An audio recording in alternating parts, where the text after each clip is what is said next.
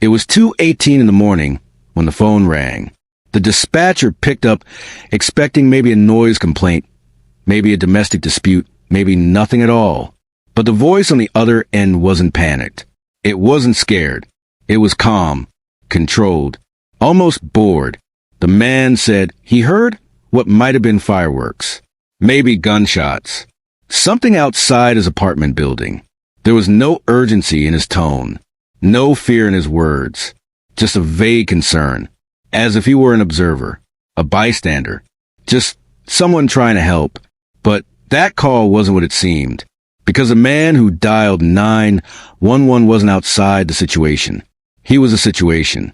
And while officers scrambled to respond, inside a third-floor apartment of the Shady Oaks complex in Albert Lea, Minnesota, someone was waiting, quietly, patiently, watching the parking lot from behind a window, the lights off, the blinds barely open, a rifle in hand, rounds already loaded.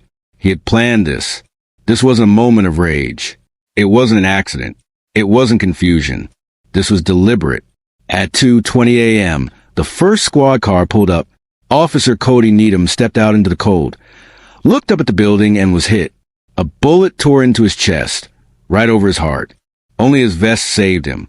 It was the first shot of what would become an 8-hour siege. Glass shattered. Alarms blared.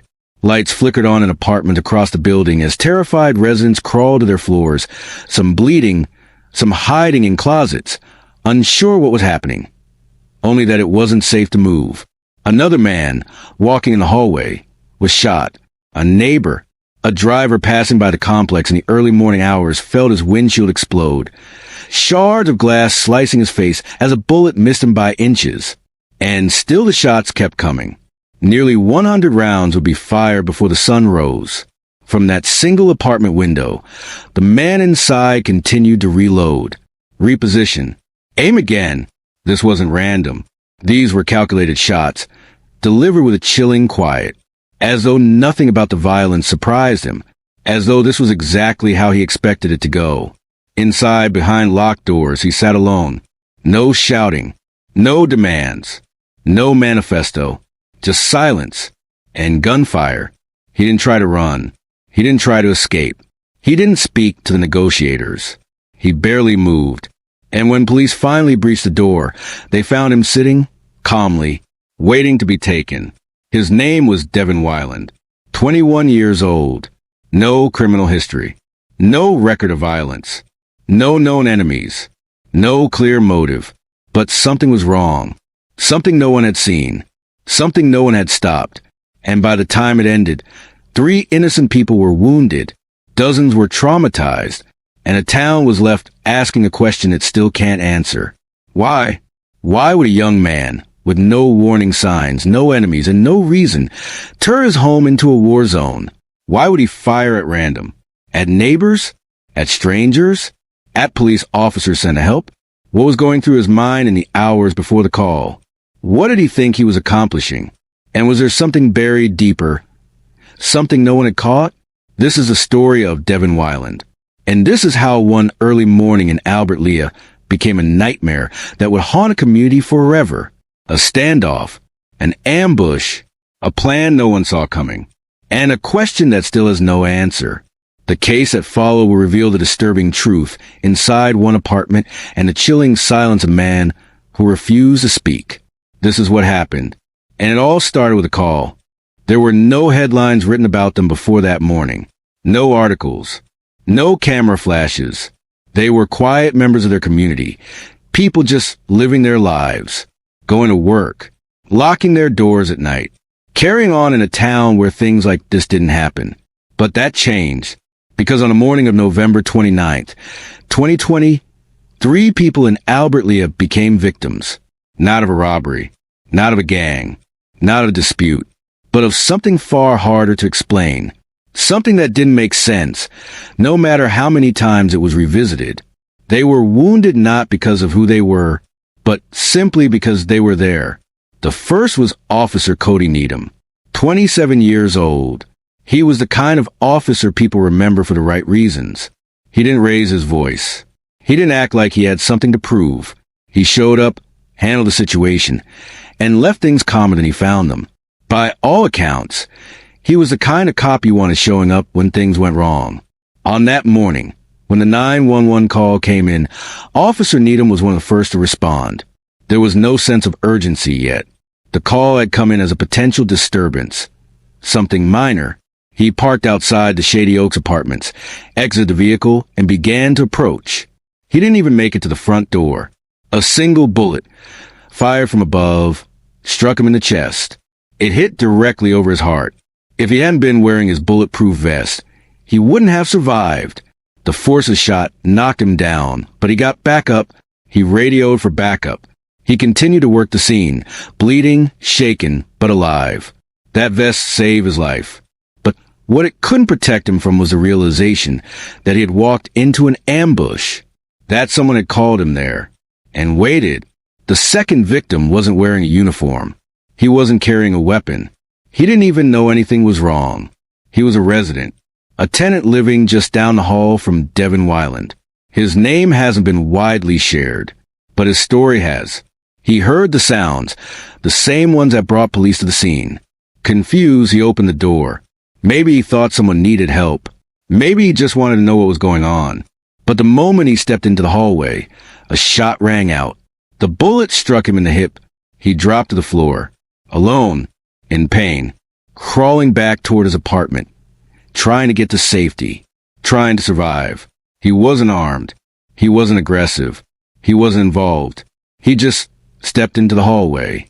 The third victim was a stranger. He wasn't part of the building. He wasn't part of the conflict. He was simply driving by, minding his own business, when everything changed. His car approached the complex. He wasn't speeding. He wasn't drawing attention. He was just passing through. And then the glass exploded. A bullet came to the windshield, fast, violent, and without warning. The shards cut across his face. He lost control of the wheel for a moment, stunned by what had happened. But he didn't crash. He managed to pull over, and he lived. He had no connection to Devin Wyland. He didn't know anyone inside the building. He wasn't there to help or harm or investigate. He was just in the wrong place at the wrong time. That's what all three victims had in common. None of them knew what was coming. None of them had a chance to prepare. They were blindsided. And in a matter of seconds, they were pulled into something they never could have anticipated. For Officer Needham, it was supposed to be another shift. For the tenant, it was supposed to be another quiet night at home. For the driver, just another early morning on the road. But in those early hours, their lives were interrupted by a man with a rifle. A man who said nothing, warned no one, showed no mercy. And though all three survived, survival didn't mean it was over. Officer Needham carried the trauma with him for months. The sound of the shot, the memory of the impact, the faces of the people he couldn't reach in time. The tenant had to relearn to walk, to sleep without fear, to live in a place where the walls once bled. The driver, forever changed by that single second when the windshield vanished, knowing how close it came. These were not statistics. They were not footnotes in a court case. They were people, innocent people. And in the days that followed, as the investigation unfolded in the world, try to understand what had happened inside apartment 303. These three names were often left in the background, but they were the ones who bore the brunt of it. They were the ones who lived the story, not just read about it. This wasn't their choice. It wasn't a battle they signed up for, but it's one they'll remember for the rest of their lives. It began with a phone call, but what followed was something no one could have predicted. At 2:18 a.m., Devin Wyland dialed 911. He reported hearing gunshots near his apartment at the Shady Oaks complex in Albert Lea. He didn't seem alarmed. There was no urgency in his voice. If anything, it sounded routine, like he was doing a public service. Officers were dispatched within minutes. It was still dark. Most of the town was asleep. The apartments were quiet. No one on the street. No obvious threat. But something was already in motion. Inside apartment 303, Devin Wyland was getting into position. A scoped rifle rested by the window. Other firearms sat nearby. Ammunition was arranged within reach. And the blinds were angled just enough for him to see outside, but not enough for anyone to see in. He wasn't waiting for someone to attack him. He was waiting for someone to arrive. 2:20 a.m. Officer Cody Needham pulls into the lot. As he steps out his vehicle and looks toward the building, the first shot is fired. It hits him in the chest. He drops immediately. He doesn't see the shooter. Doesn't know where the bullet came from. He hits the ground, gets behind cover, and calls for backup. The call has just changed from a disturbance to an active shooter. 2:23 a.m. Additional officers arrive. They take cover. The shooter fires again. This time from a second window. Police can't get close. He's switching angles, switching weapons, targeting anything that moves. It becomes clear the shots are coming from the third floor, but they can't tell which unit. 2:25 a.m. Inside the building, a tenant hears a gunfire. Unsure what happening. He opens his door and steps into the hallway. A bullet rips through the wall and hits him in the hip. He falls to the floor, bleeding, alone, crawling back towards safety. He doesn't know the shooter is just a few doors away. 2:30 a.m. Outside, an unsuspecting driver passes by the building. He's not part of any of it. But as he drives past the front entrance, his windshield explodes. A bullet slices through glass, barely missing his head. He swerves, disoriented, injured by the shards, and pulls over, not even sure what just happened. At this point, the street is in chaos. Glass is everywhere. Lights are coming on in apartments. Residents are waking up to the sounds of bullets. Some thinking it's fireworks. Some thinking it's a fight. Most don't realize what's happening until bullets begin striking windows and walls. 2:35 a.m. Police attempt to locate the shooter's window. They call for SWAT. By now, nearly a dozen officers are on scene, but none can safely approach the building. Inside, Weiland continues to fire. He doesn't yell, doesn't speak. He just reloads and fires again. By 2:45 a.m., the building is surrounded. SWAT begins evacuating units on the lower floors, using armored vehicles to shield civilians as they crawl from stairwells and balconies. Neighbors scream. Children cry. Officers shout commands over bullhorns. No one knows how many shooters there are. No one knows what the motive is. The fear is total. Meanwhile, in apartment 303, Weiland watches it unfold. Still silent. Still shooting. Between 3 o'clock and 5 a.m., the gunfire slows. Sporadic, measured, tactical.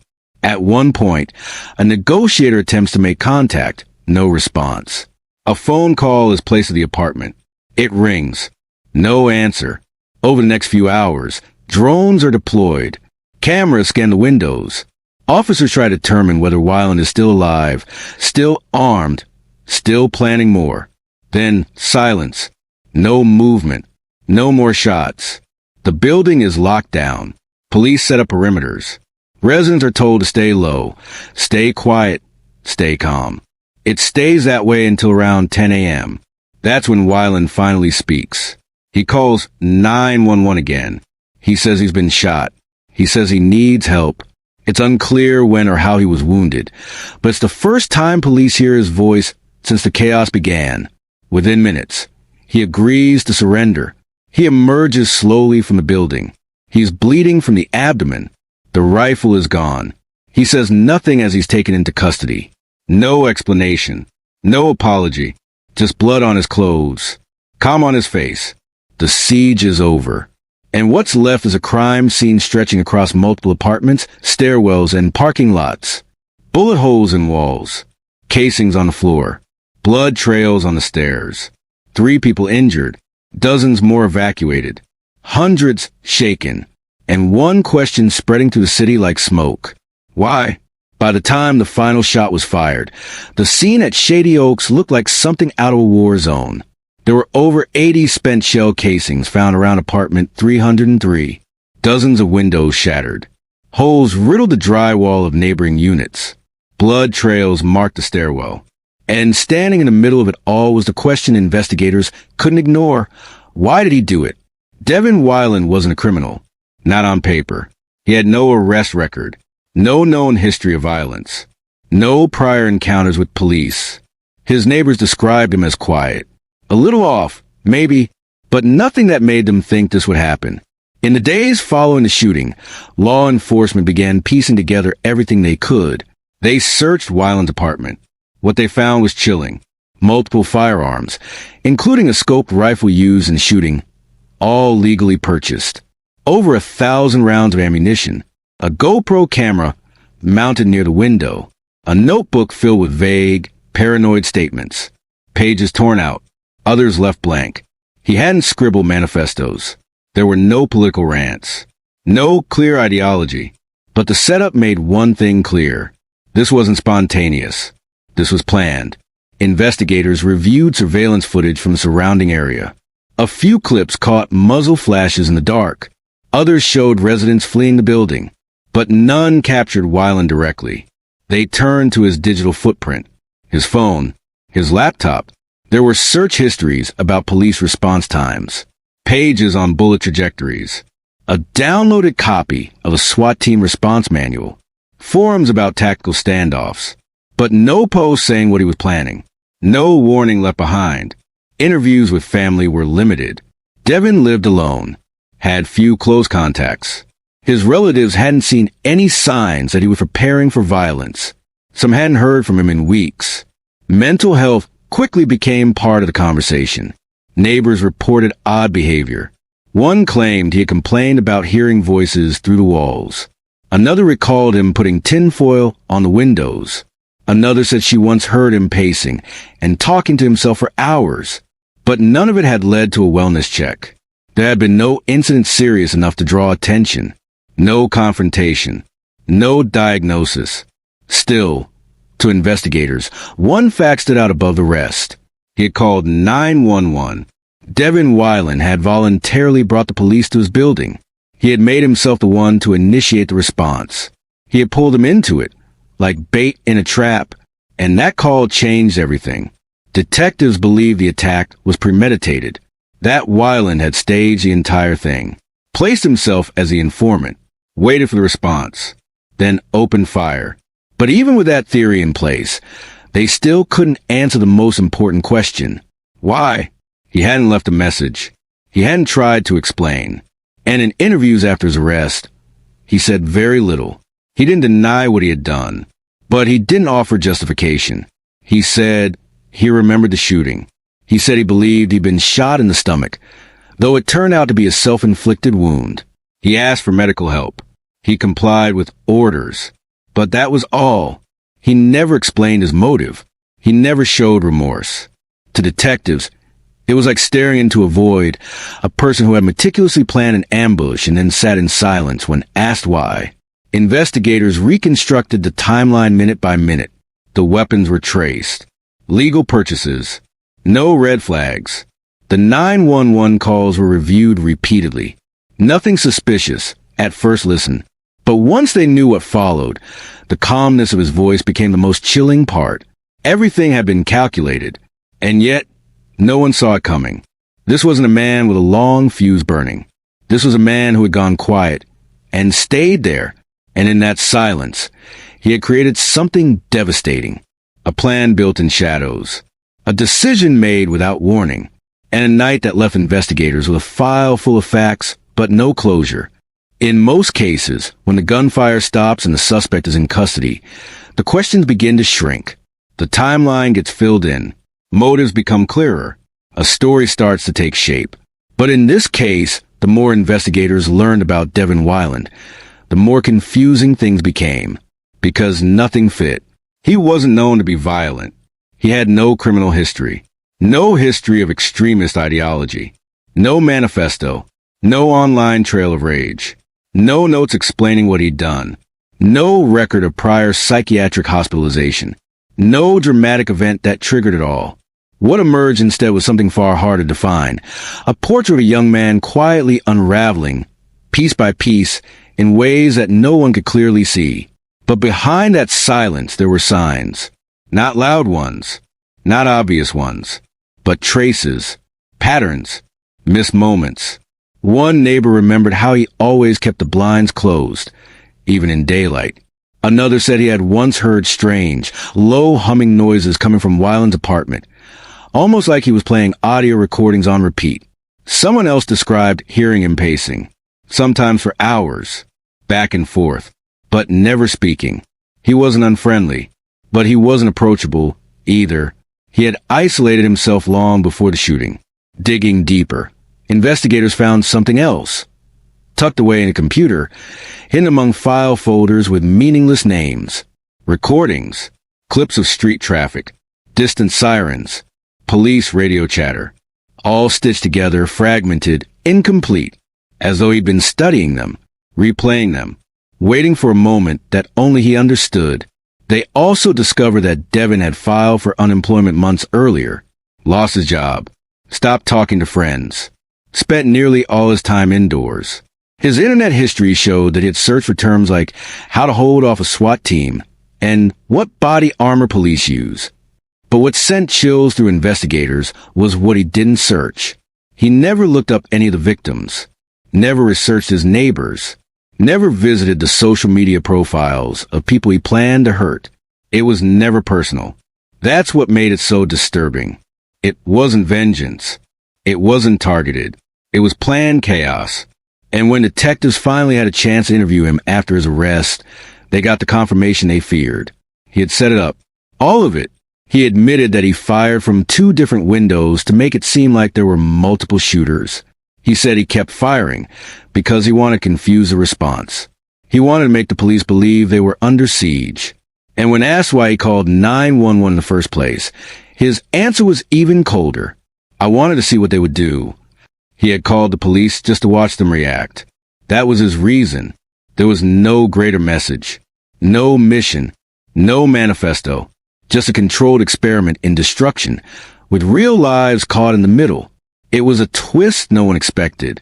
A man who had choreographed a deadly encounter like it was a strategy game, detached from reality, but completely deliberate.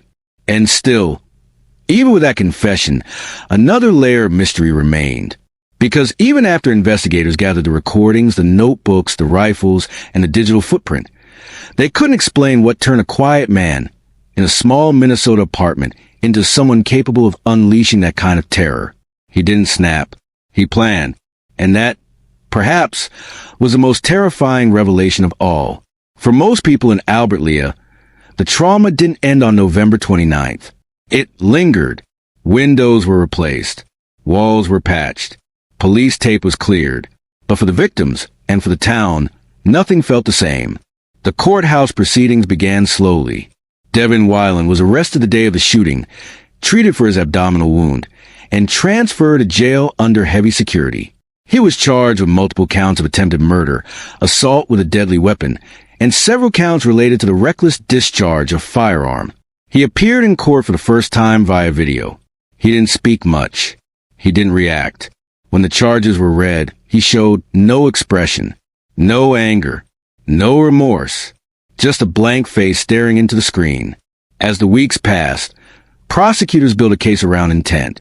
This wasn't a man firing in fear. This wasn't panic. This was someone who had waited, who had prepared, who had studied tactical response patterns and deliberately staged a scene of chaos. But the defense took a different route. They hinted at mental instability, possible undiagnosed conditions, isolation that may have led to a break from reality. They didn't deny that he fired the shots, but they questioned whether he had the capacity to fully understand what he was doing. The judge ordered a full psychological evaluation. In the meantime, victims were recovering, physically and emotionally. Officer Cody Needham returned to the force weeks after the shooting, but colleagues said he had changed.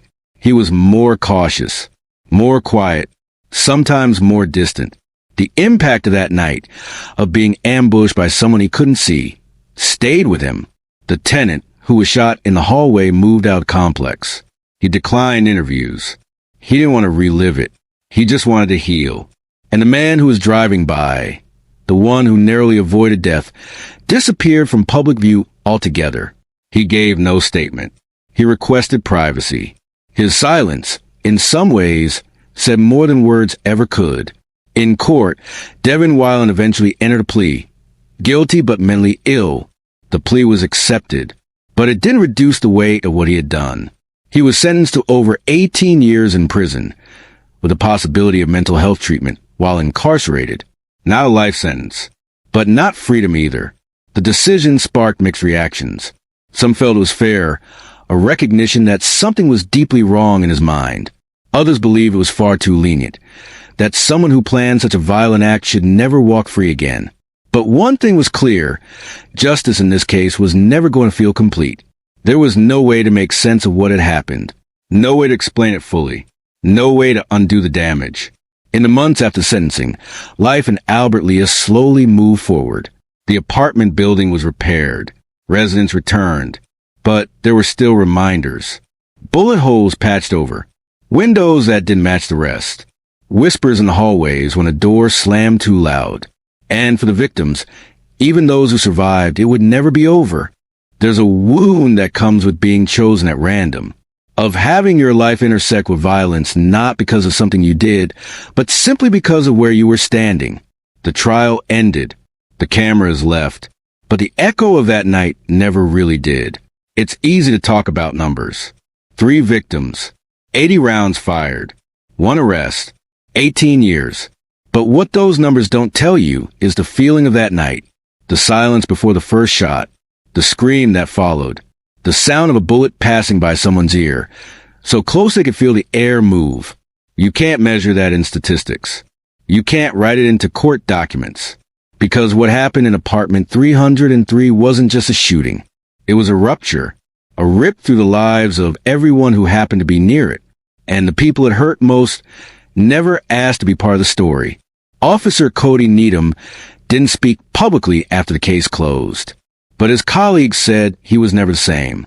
Not angry, not bitter, just changed, more cautious, more careful. He still wore the badge, but the job carried a weight now, one most people would never understand. The bullet that struck him didn't kill him, but it never fully left him either. The tenant who opened his door that night had lived in that building for years.